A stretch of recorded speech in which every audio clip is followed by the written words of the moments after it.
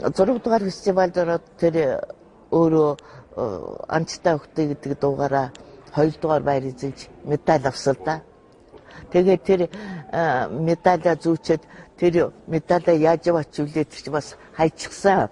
Тэгээ ер нь их хөдөлгөөнтэй тийм их сэргэлэн тийм хүн байсан л да.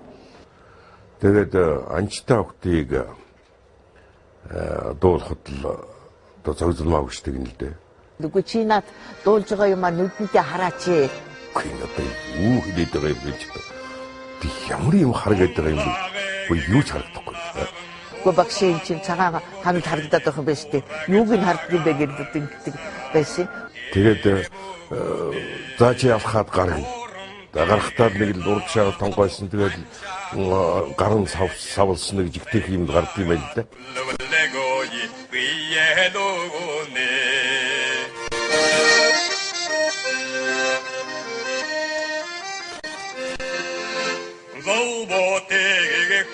Тэгээд загнуул. Чи одоо ер нь бокс тоглох гэж байгаа юм уу? Яаж байгаа юм чи одоо бүгдийгээд чэйж мэйжээ гаргаад нэг аштайхан алхаачтай гэж чадахгүй. Тэгээ хамд ингээд төшүүлж ягаад заалах гэн. Явсаар байгаа л бүгдий чинь. Дөмөж хөөх юм уу? Цогцолмаа багшийнхаа үеийн үтсэндээ. Одоо жаргал сайхан чинь тэр дууг дүрсжүүлэх талаар хамгийн одоо мундаг дуучин штэ манайхны. Жаргал сайхны тембр бол их сайхан одоо тийм тослог өнгөтэй их сайхан тембртэй ийм хүн байгаа юм. Нэгдүгээр. Хоёрдугаар жаргал сайхан бол артист. Зөвхөн дуучин биш, артист хүн. Их сайн одоо ямар ч дуу дуулсан тэр дууныхаа утгыг, тэр дууныхаа зан төлөвийг гаргаж чаддаг. Хоосон зүгээр хоолоо явдаггүй ийм сайхан дуучин. Энэ мэтийн л одоо би тэр үндэсний болоод надад олон дөрөв давцалтай өдөө одоо би өдөө нас хүрчгэлээ энэ маань ч одоо ахмад гэж өөрөө хэлээд байгаа. Тэгвэл би тэр төшөө нарви шүү. Тэр сонсох юм бол бас юм гаргана.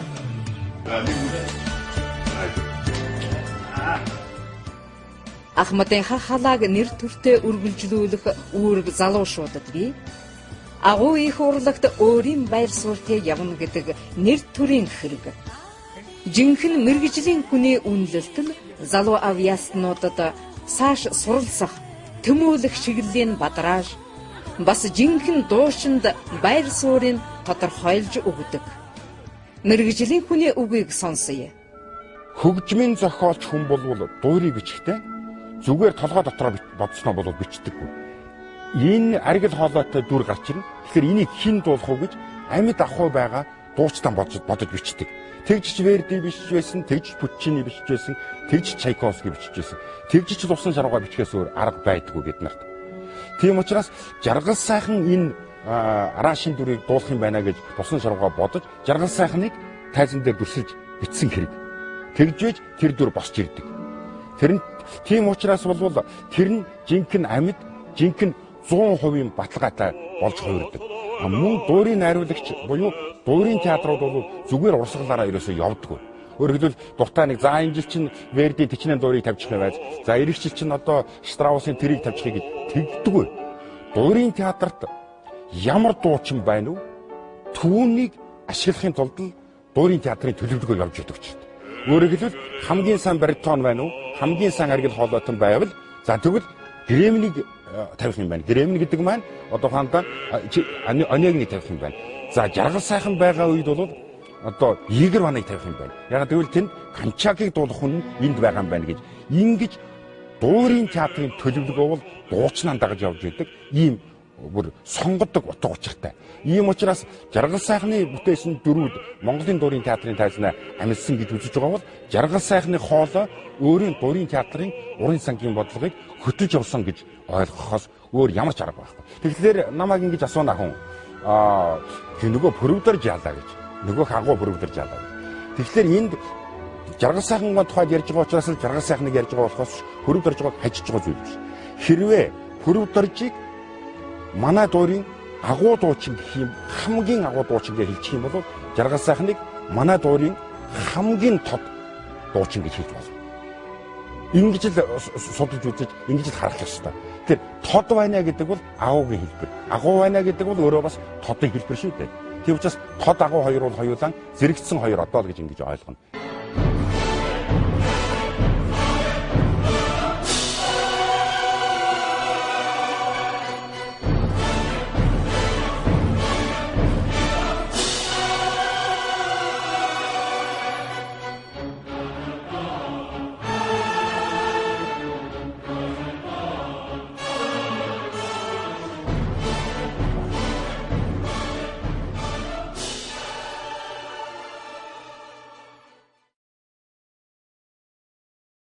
Дорнот явсан тэр тэмүүлэл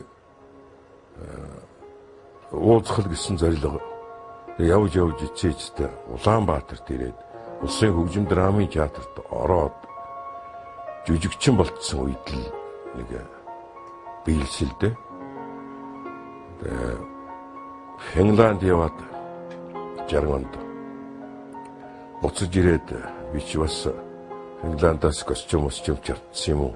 Их л ганган залуу болсон л байсан байх гэж өөртөө бас бодоод байгаа юм л да.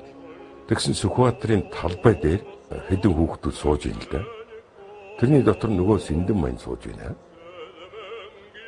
Тэгээд уулзаад л хуучнаас эргээгээд л тэгэл ерөнхийдөө нэг гэртээ орсон дөө.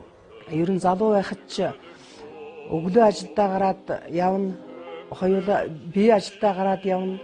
Ороо ирэхэд өвгөн бол ажилтай байдаг. Унтаад өгнө. Өглөөс ирэхэд бол ирээд унтсан байх.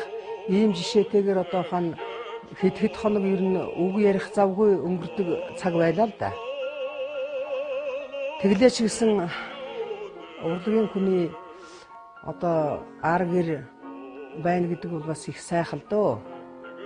Өөрөө дуулж хөгжимдөж сураагүй шигсэн энэ хүний дуулсан дуур тоглосон дүр бүхэн бол миний сэтгэл зүрхэнд хоногшиж үлдсэн. Одоо бодоход өвгнийгөө өрөвдмөр юм шиг яаж энэ бүхний ард яаж тэр олон дууг яаж тэр олон дүрийг босгож чадаж байсан бэ гэж бүр гайхмаар биширмээр юм шиг